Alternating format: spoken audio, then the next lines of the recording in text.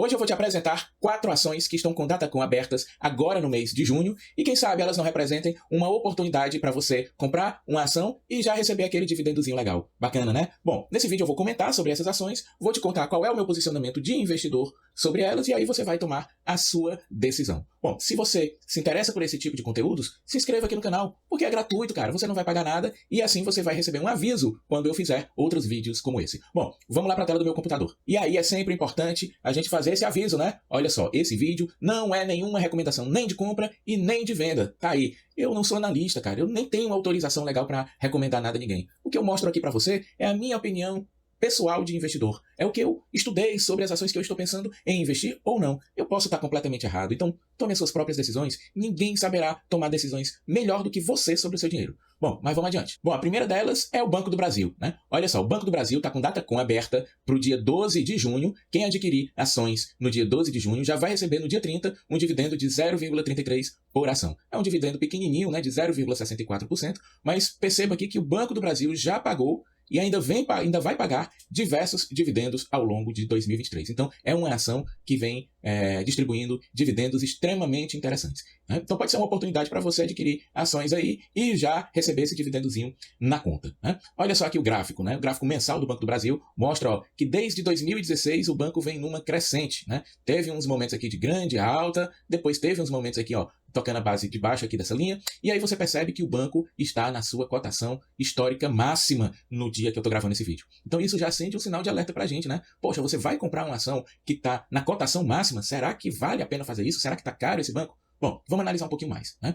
Primeiro, importante a gente observar o PL histórico do banco. Então veja, ó, que em 2016, 2017, 18, 19 e 20, o mercado pagou aqui um PL variando de 7 a 9 vezes o lucro do Banco do Brasil. E aí, ó, em 21, 22 e agora em 2023, essa relação está entre 3 e 4. Então, se a gente for olhar, considerando essa relação de PL histórico, a gente poderia dizer que pode ser que o mercado resolva ter uma avaliação melhor do banco, sim, embora ele ainda esteja aí na cotação máxima histórica, né? Então, é possível, mas não é garantido. Será que o banco tem condições para isso? Perceba, ó, que no histórico aqui dos últimos 5 anos, o Banco do Brasil já se valorizou 117%. Né? Dos bancões, ele é disparado o que mais se valorizou em todo esse período, né? Se há 5 anos você tivesse investido, olha só, R$1.000, tá vendo ali? R$1.000 no Banco do Brasil, hoje você teria 2.171. No Itaú, ó, você só teria 1.162. No Bradesco, 1.080 e no Santander, 1.146. Então, realmente, olha, o Banco do Brasil vem trazendo uma rentabilidade muito interessante nos últimos 5 anos, né? Mesmo sendo um banco, né, com forte apelo aí estatal, a gente sabe que é passível de ingerência do governo e é claro que é por isso que a turma fica um pouco com o pé atrás, né? Mas veja que na rentabilidade isso não está impactando tanto assim não, viu? Bom, e os dados do banco, né? Olha aqui alguns indicadores. Veja que o banco está sendo cotado a um PL, né, um preço sobre lucro, de apenas 4 vezes. Isso significa que com o lucro que o banco dá hoje, né, você comprando ele, né, supondo que talvez, possivelmente, esse lucro se mantenha, em 4 exercícios, em 4 anos, você teria o retorno de 100% do valor que você investiu, né? Veja aqui que o preço sobre o valor patrimonial está de 0,79. Isso significa que se você comprar a ação hoje, você recebe R$1 em patrimônio por cada 79 centavos que você paga no preço da ação, né? Dividend yield de 9,75, muito interessante. Veja que o banco realizou aqui um payout de 32%, mas o banco já se manifestou dizendo que os acionistas podem esperar para 2023 um payout em torno de 40%. Né? Veja que na relação preço-EBIT, né, o banco está cotado a 3 vezes, e significa que com o caixa, o lucro operacional que o banco gera, né, em 3 anos, ele geraria o valor da ação que você paga hoje no mercado, né? Uma relação, volto a dizer, né, bem interessante. É um banco que tem um retorno sobre o investimento de 19%, muito bom, e além disso, mesmo sendo um bancão, um dos maiores bancos, na verdade o segundo maior banco do Brasil, porque o maior é o Itaú, a gente vê aqui um crescimento de receitas de 16% ao longo dos últimos 5 anos, que foi acompanhado por um crescimento de lucros também de 16% ao longo dos últimos 5 anos. Então, é um banco grande, é um banco que está avaliado com múltiplos interessantes e é um banco que mesmo assim cresce. Então, muito interessante a situação, o panorama do Banco do Brasil. Então, veja também que é uma empresa que tem histórico de pagar dividendos. Observe que aqui no quadrinho, né? Aqui no quadrinho tem um período de 2016 até 2020. A gente sabe, né, que o banco nesse período aqui sofreu fortíssimas consequências do governo que ele estava até 2015. Né? Houve interferências do Estado no banco e o banco ficou ali com os resultados um tanto quanto prejudicados. Né? Mas mesmo nesses anos houve o pagamento de dividendos e esses dividendos cresceram depois que o banco voltou a ter uma saúde financeira ainda melhor. né? Observe aqui também, esse gráfico de preço-lucro ele é bem interessante, né, porque ele mostra, né, o andamento da cotação em paralelo com o andamento do lucro. Então você pode ver aqui, ó, que de 2017 até 2019, ó, a cotação do banco subiu bastante, enquanto os lucros nem subiram tanto assim, né? Mas veja, ó, que de 2019 para 2021, ali no período que a gente teve aquela crise sanitária terrível, né, as cotações do banco despencaram, né, despencaram. Mas veja que os lucros, né, tiveram aqui um leve abalo, mas voltaram a crescer fortemente. E mesmo assim, a gente tem as cotações acompanhando, mas de maneira um pouco mais tímida do que já foi no passado, né? Então a gente percebe que hoje o mercado tem mantido certa cautela em relação à precificação do Banco do Brasil, o que pode representar, sim, uma oportunidade. Bom, agora vamos olhar aqui os números, né, no comparativo entre os bancos. Então perceba que, disparadamente, o Banco do Brasil é que tem os indicadores de precificação mais baratos. Veja, enquanto o Itaú tem um PL de 8, o Bradesco de 7, o Santander de 9, o PL do Banco do Brasil é de apenas 4. O preço sobre o valor patrimonial, ó, a gente vê 1,55 do Itaú, 0,91 do Bradesco, 1 do Santander, e aqui ó, o Banco do Brasil 0,79. Né? A relação, né, de preço EBIT e também do valor da firma sobre EBIT, ó, novamente o Banco do Brasil em 3, enquanto o Itaú está por volta de 6, 7, o Bradesco por volta de 7, o Santander por volta de 11. Então, é patente que o mercado está avaliando de maneira mais dura o Banco do Brasil. Ele está muito descolado para baixo na precificação em relação aos outros. Bom, se o Banco do Brasil está caro ou está barato, eu não saberia te dizer. Mas eu posso te afirmar que ele está mais barato do que os outros 3 bancos, na comparação. Inclusive porque os indicadores de eficiência, veja só, estão melhores no Banco do Brasil do que nos outros. Os indicadores de rentabilidade também estão melhores. E olha só, mesmo não tendo sido o banco que mais cresceu, aqui ó, em receitas, o que mais cresceu em receitas foi o Itaú, nos últimos 5 anos, quando você olha para o crescimento dos lucros, o Banco do Brasil foi o que mais cresceu disparadamente. Isso, para mim, é um indicador muito interessante de que o banco ele tem um crescimento de volume dentro da média, porém, ele tem um crescimento da lucratividade muito acima da média. Isso significa que o banco vem ganhando eficiência nos últimos anos em relação aos seus pares. Né? Então, aqui na comparação, de fato, o Banco do Brasil lidera, né, entre os bancões. Né? Outra ação que vai pagar dividendos agora em junho é a JHSF3, né? Uma empresa do ramo imobiliário, mas que não é apenas uma incorporadora. Né? A JHS ela tem shopping, ela tem a parte de incorporação imobiliária, ela tem aeroporto, ela tem outros empreendimentos que tornam ela mais diversificada dentro do setor imobiliário. Vai pagar aqui 1%, né? A data com em 19 de junho e a data de pagamento ainda em 28 de junho, né? Ainda dentro do mês. Então você tem a oportunidade, se achar interessante em adquirir essa ação, né? De já receber ali 1% de dividendozinho ao longo do mês. Né? Olhando o gráfico, né? Você vê aqui ó, que as cotações da empresa fazem jus ao seu segmento, né, que é de consumo cíclico, ramo imobiliário. Né? A gente tem ó, altas expressivas, quedas expressivas, altas expressivas, quedas expressivas. Aí veja que de 2020 para cá a ação tenta se recuperar, né, atingindo várias vezes aqui essa linha superior, mas nesse momento ó, ela está aqui na zona de baixo dessa linha que seria, quem sabe aí para os grafistas, uma zona de suporte. Né? Eu não sou grafista, não posso te dizer assim com garantia, né, que a ação pelo gráfico está barato, mas é o que as linhas estão dizendo aqui, né, que a cotação está numa posição inferior ao que já esteve. Né? E mesmo assim, fazendo um comparativo com outras empresas que eu julgo interessantes do setor, a JHSF3 é a que trouxe melhor rentabilidade disparadamente nos últimos 5 anos. Né? 458%, isso não é de se jogar fora, não. Né? Enquanto a Cirela trouxe 117%, a Direcional trouxe 340%, a Trisul trouxe 119%. Veja que essas outras empresas são empresas que são interessantes também, né? Mas ela está trazendo uma rentabilidade bem expressiva e bem maior nos últimos 5 anos. Né? Os indicadores da JHS também são bem interessantes, um PL de 5, né? Um preço sobre valor patrimonial de 0,64. Veja que temos aqui um dividendo na faixa, né, limite do critério ali do décimo base em torno de 6%.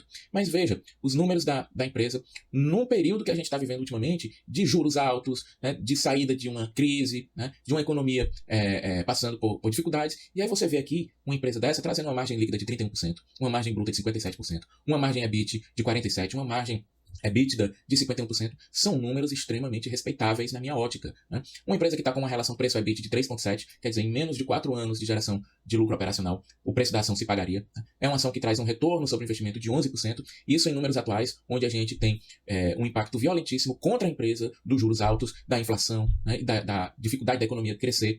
É uma empresa que tem uma relação de dívida líquida de 2,5 sobre o EBIT, né?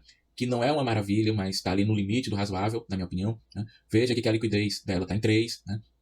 A liquidez corrente. Né? Então, é uma empresa que tem ali um endividamento importante, mas um endividamento controlado. Né? Perceba que a dívida bruta da empresa está numa relação de 0,6 em relação ao seu patrimônio. Né? Então, aparentemente, é uma dívida controlada.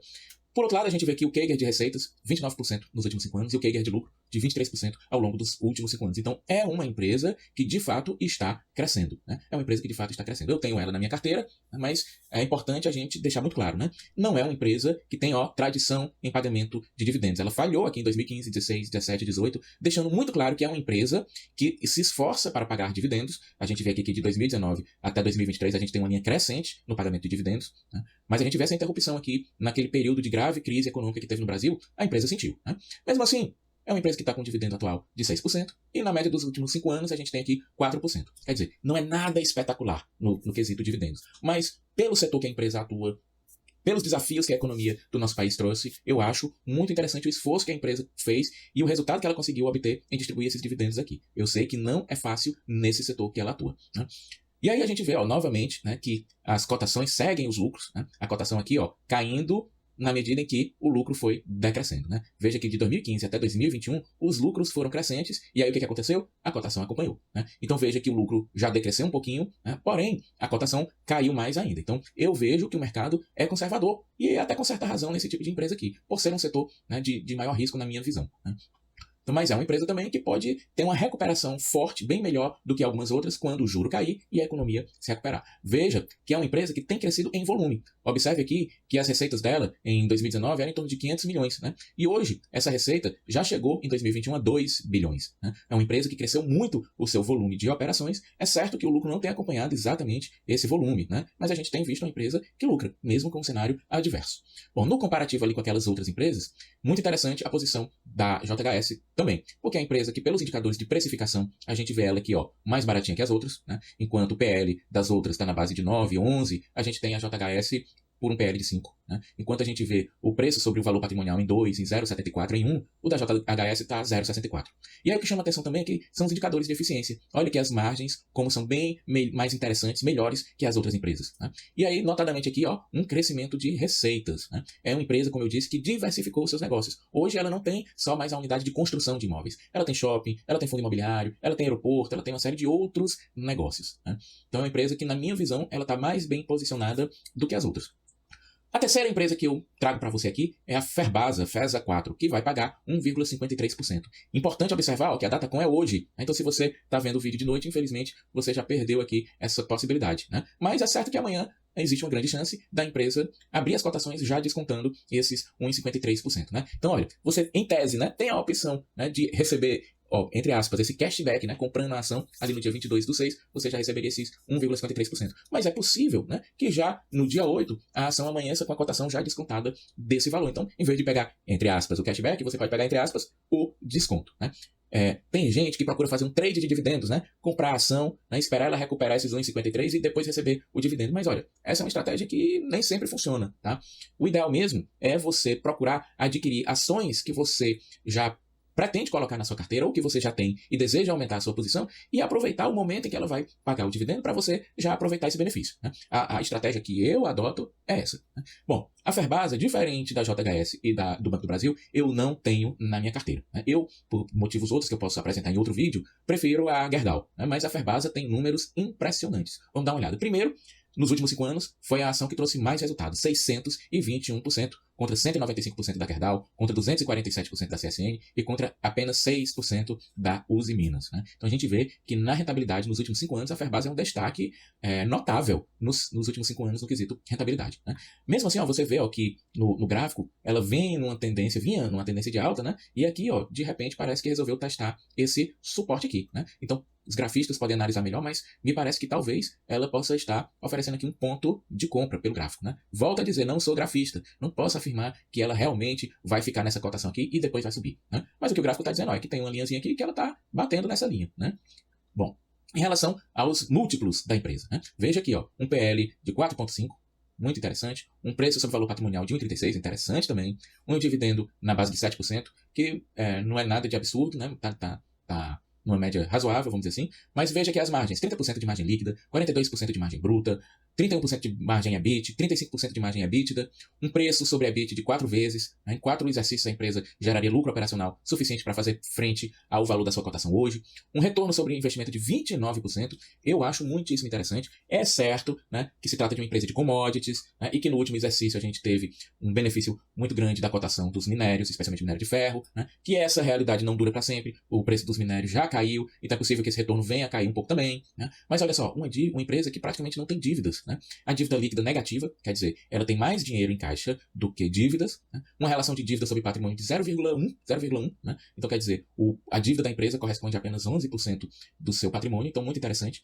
Uma empresa que cresceu 17% em receitas nos últimos 5 anos e cresceu aqui por volta de 25% em lucros nos últimos 5 anos. Então, são números excelentes que a Ferbasa traz pra gente, né? E algo que chama muito a minha atenção, esse indicador aqui que a gente tira lá do site Investidor 10, é um checklist que eles colocaram, né? Muito bacana isso aqui. E veja que a Ferbasa é 100 de 100, nota máxima. E isso aqui, ó, é algo que, ó, tá vendo aqui em cima? É algo que me chama muita atenção. Uma empresa que nunca, eu digo nunca, deu prejuízo. Então, olha só, uma empresa com indicadores de avaliação baratos, uma empresa com indicadores de eficiência, né, de margem altos, uma empresa que vem crescendo os lucros, uma empresa que vem, né, pagando dividendo e que nunca deu prejuízo, né? Então, é sim uma empresa que chama atenção, é muito atrativa, né? Infelizmente, é uma ação que eu ainda não tenho na minha carteira. Como eu disse, eu tenho já uma posição em Gerdau e no momento não pretendo trocar, mas confesso a você que olhando esses números da Ferbasa, eu passei a deixá-la no meu radar para uma possível troca no futuro, né? Acho que ainda não é o momento, porque a Gerdau também está barata, né? Veja que é uma empresa que nada de espetacular, né? Ela paga um dividendo médio nos últimos 5 anos de 6%, mas é um dividendo, né, que está ali no limite do critério do Décio Bazin, né? 6%. Bom, a gente observa aqui, ó, no gráfico de lucro e cotação, que de fato a empresa ela foi muito beneficiada aqui, ó, de 2020 até 2022, né? Cresceu muito os seus lucros e as cotações foram acompanhando. Então perceba que o lucro já deu uma caidinha aqui e é por isso que a cotação já deu aquela caidinha que a gente viu no gráfico lá, né? Então veja, você olhando aquele gráfico, você pode pensar assim: cara, tá no ponto de suporte. Ali, né, é uma oportunidade de compra. É um ponto de compra porque ela bateu no suporte e ela vai subir lá para cima. Não necessariamente, tá? Olha aqui, né? Olha aqui como a gente não pode analisar só um aspecto individualmente, né? Veja que o lucro bateu numa máxima e o lucro diminuiu. E com a redução do lucro, a cotação diminuiu também. Então, ó, vamos pensar o seguinte: e se o minério continuar caindo? É possível que a empresa continue dando lucro, tudo bem, mas é possível que esse lucro caia um pouquinho, né? Venha descendo aqui. O que você acha que pode acontecer com as cotações, né? Possível que elas caiam um pouquinho também, né? Então cuidado, né, com essa história de olhar para gráfico e achar que o gráfico vai adivinhar o futuro, né? O gráfico só retrata o passado. É importante a gente ter isso muito em mente. Me perdoem os grafistas, mas a minha visão sobre como a gente deve interpretar um gráfico é assim: entender o que aconteceu no passado e não querer adivinhar o futuro. Ninguém adivinha o futuro.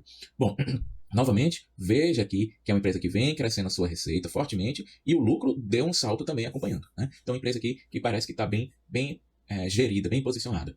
No comparativo, aí fica até sem graça, né? Porque a gente percebe que a Ferbasa tem os melhores indicadores de eficiência, com margens mais altas que as suas concorrentes. É uma empresa menos endividada que as suas concorrentes, embora que as outras, né, com exceção da CSN, né, não tenham uma dívida líquida tão absurda não, né?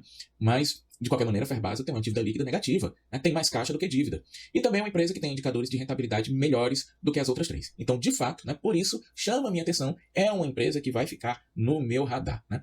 Como eu disse para vocês, ainda acho aqui que a Gerdau, neste momento, está ainda um pouco mais barata no comparativo, então resolvo que vou manter a minha Gerdau por enquanto. Mas quem sabe, né? Se a Gerdau subir de preço, a Ferbasa cair um pouquinho e esses indicadores aqui de eficiência, endividamento e rentabilidade se mantiverem, pode ser que eu fique tentado a trocar sim uma pela outra, tá? Mas não é o momento para isso, eu não vou aproveitar esse dividendozinho aqui. Bom, e a última ação que eu vou comentar com você é a nossa querida, amada ou odiada Petrobras, né? Uma empresa que vem pagando dividendos absurdos nos últimos anos e que vai pagar mais uma pancada aqui em junho, né? Aliás, a data com é em junho, dia 12, mas serão 2 pagamentos, um em agosto e um em setembro, que só esses dois aqui totalizarão 6,87%. Olha, é uma coisa absurda que a Petrobras está conseguindo fazer com os dividendos. André, isso significa que ela vai pagar isso para sempre? Não, cara, não tem como, né? A Petrobras, ela está trazendo resultados de um momento muito positivo que ela viveu, em que havia a paridade dos preços, com os preços do petróleo internacional, os preços do petróleo internacional subiram e pegaram a empresa no momento em que ela conseguiu controlar o seu endividamento, no momento em que ela conseguiu ter uma eficiência operacional muito grande, no momento em que ela detém 80% do mercado brasileiro, né? Então, quer dizer, foi a tempestade perfeita para a empresa trazer uma altíssima lucratividade que se reverteu num excelente momento para dividendos, né? Uma empresa que nos últimos 3 anos já pagou mais de 100% de dividendos. Quer dizer, quem comprou a ação da empresa em 2020 provavelmente já recebeu o seu investimento todinho em dividendos, né? Eu já recebi quase 80% do capital que eu aportei na Petrobras. André, mas por que se você está dizendo que ela teve mais de 100%? Eu tenho já a Petrobras na minha carteira há alguns anos e eu fui aumentando essa posição, né? Então por isso que hoje em dia eu posso dizer aqui que eu estou com 80% do meu retorno, né? Do dinheiro que eu comprei as ações, eu já recebi de volta mais ou menos 80%. Porque eu comecei com uma posição pequena, depois fui aumentando um pouquinho, e aí eu não aproveitei todos esses dividendos. Mas é uma ação que eu mantenho na minha carteira, porque, por já ter recebido tanto dividendo, eu considero o meu risco particular nela baixo, né? Baixo. Embora seja uma empresa extremamente controversa pelas interferências políticas, né, por todo o ruído que há. Vamos dar uma olhada aqui nos números dela, né? Primeiro você percebe que a Petrobras ela foi mais rentável do que a Enalta, do que a 3R Petróleo, do que a Petro Recôncavo, mas ela perdeu muito feio no quesito rentabilidade para a Prio, né? A Prio que cresceu absurdamente nos últimos 5 anos. Quem investiu R$1.000 em Petrobras nos últimos 5 anos, hoje teria 3.725. Mas quem investiu R$1.000 há 5 anos em Prio 3, hoje tem 25 mil, né? Então, já podemos dizer que não é a empresa que traz a maior rentabilidade histórica do setor, né? Mas olha só o gráfico aqui, né? Nós estamos aqui diante de uma empresa que, mesmo tendo pago dividendos absurdos nos últimos 5 anos, é uma empresa que está aqui muito próxima das suas cotações históricas máximas, no topo histórico, né? Então você diz assim, André, então tá caríssima essa empresa. Será? Vamos ver os números. Olha aqui o PL dela. PL de 1,95. Quer dizer que o lucro que a empresa dá, em 2 anos, se esse lucro se mantivesse, você teria o retorno do valor que as ações valem hoje. Então, por esse indicador, está barato. O preço sobre o valor patrimonial, 0,88. Quer dizer que a cada 88 centavos que você paga numa ação hoje, você recebe R$1 de patrimônio hoje, né? O dividendo absurdo de 47% não irá se manter por muito tempo, né? Eu acredito. Mas veja, margens de 28% líquida, 52% bruta, 45% a margem EBIT, 55% a margem EBITDA. Isso mostra que a empresa está enxuta. Nesse momento aqui, ela é eficiente. Ah, André, mas o governo vai intervir, vai controlar os preços, a empresa vai desandar. Bom, pode ser que ela realmente desande se houverem decisões mal tomadas, muito mal tomadas. Mas olha, eu não adivinho o futuro. Eu olho o retrato de hoje da empresa. Então hoje a empresa continua sendo uma empresa eficiente, né? E que está com uma precificação, na minha ótica, barata. E olha, é uma empresa que tem um retorno sobre investimento de 45%. É uma empresa que tem uma relação de dívida líquida sobre a geração de caixa operacional de 0,7. Ou seja, o dinheiro que a empresa gera em um exercício de caixa, ela consegue pagar a sua dívida líquida. Então, está com o endividamento controlado. E é uma empresa que cresceu suas receitas em 12% nos últimos 5 anos.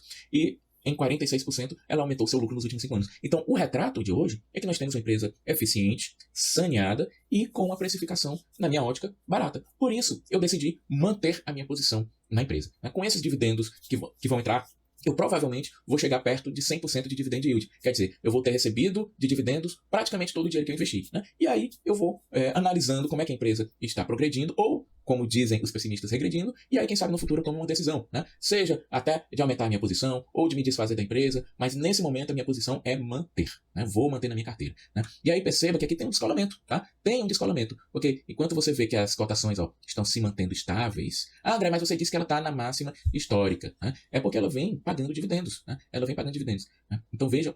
E aí influencia na cotação, né? Porque quando a empresa paga dividendos, aquele valor desconta do valor da cotação. Mas observe, que aqui a gente tem um crescimento absurdo na lucratividade da empresa.